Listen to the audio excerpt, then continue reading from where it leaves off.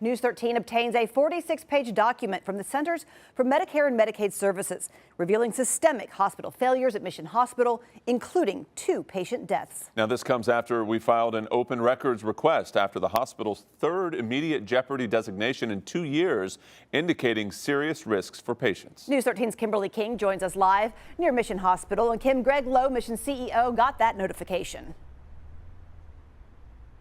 Holly, he did, and I did email CEO Greg Lowe, as I have in the past, asking him to talk with us, but I heard nothing back from him. Meanwhile, this 46-page document includes multiple examples of patients put in danger, from twins coming in with measles, put in open areas, exposing other people in the hospital, as well as those 2 patient deaths.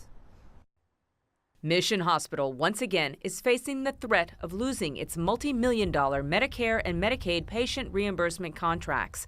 CEO Greg Lowe received this letter that Mission failed in 3 categories, including patient rights.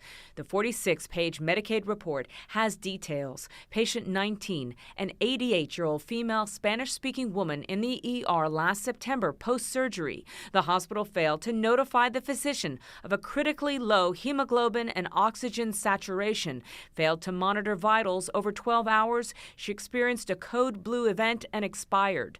Patient 16, a 55-year-old patient in fentanyl withdrawal, received a high-risk medication with an FDA black box warning. The patient suffered cardiac arrest 30 minutes after, had brain injury, and died. I am actually horrified. Brevard's mayor feels CMS needs to put an administrator in charge. CMS needs to absolutely put different types of controls in place to ensure that our community has high quality health care, and that when we go to the hospital, we don't need to fear for life-threatening situations. They're focused on profits. Jean Mold is a cardiac nurse at Mission 30 years. Typical conversation is how disappointed we are that the hospital is not doing better. Mold cites staffing. The report reveals failing protocols for contagious disease. 7-year-old twin brothers with fever, cough, and conjunctivitis,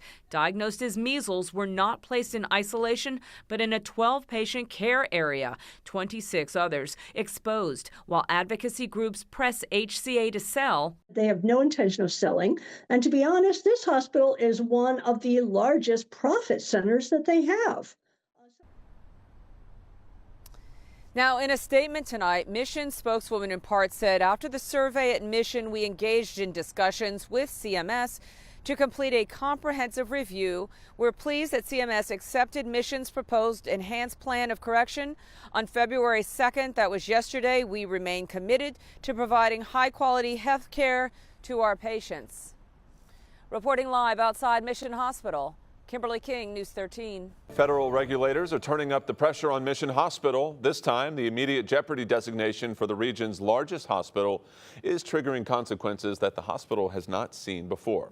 Tonight, we're asking, what is Centers for Medicare and Medicaid requiring of HCA that's different than previous immediate jeopardy designations? News 13's Kimberly King joins us with the answer. Kim? Patrick, CMS is requiring HCA hire an outside monitor to come here and be a watchdog to make sure new required safety measures are put in place. The threat that comes with an immediate jeopardy to pull millions in federal Medicaid funding, Senator Mayfield predicts will never happen here. Mission it's too big. Too important, she says, to close. It's our only trauma center, the only trauma center, I think, really west of Charlotte. For that reason, State Senator Julie Mayfield says despite threats with immediate jeopardy designations, CMS will never terminate HCA's contracts for Medicare and Medicaid patients at the 800-bed hospital. If you closed it even for a day, it would be a disaster for the region. What she is encouraged about is a new requirement in the fine print that HCA obtain an independent consultant expert within 30 days. It has to be a person or a firm that CMS approves of. And, frankly, between the taxpayers paying for that and HCA paying for it, I want HCA to pay for it. Mayfield has been the loudest voice for patients, holding repeat news conferences with each ruling on Mission's systemic problems. They have left me, and they have left this community no choice but to be aggressive, firm, and persistent advocates. The latest designation, she says, is different. DHHS brought over 30 inspectors to Asheville and to the hospital the first week in January. They've never done that before. In fact, I've never talked to anybody in the healthcare world who has seen that level of engagement. The main lever CMS can pull is terminating money. Without that happening, Mayfield continues to push until they fix these problems on a permanent basis. Now, Mission's CEO Greg Lowe told staff in an email that yes, he'll be bringing in an independent consultant who is an expert in hospital quality. We'll wait to see who that person or entity is. Back to you.